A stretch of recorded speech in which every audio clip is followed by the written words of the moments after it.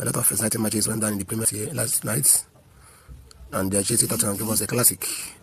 In the match, you could see that Enzo Maresca got his tactics spot on, because Chelsea could have scored more than 3 or 4 or 5 goals.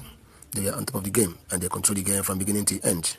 The midfield of Moses Caicedo, James, Mendes, and Malagusto coming in actually dominated the midfield three of Rodrigo Bentancur, Papa Matesa, and Paulinha.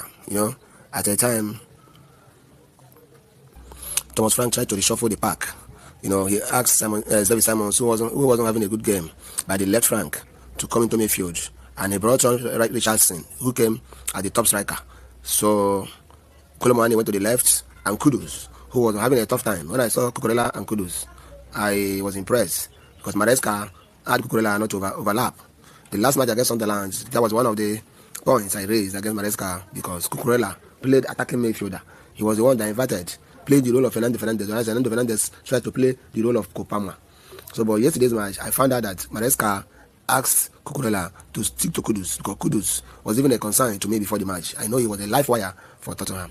Maresca got his game spot on, and his midfielders really tried. When Thomas Frank changed his midfield, brought more players to confuse him, he asked Gusto to come out. James shifted to the right flank as the right back, also coming into the midfield as an invited midfielder, while Romeo Lavia and Moses Caicedo, who had excellent shot, was the man of the match, they sealed up the midfield.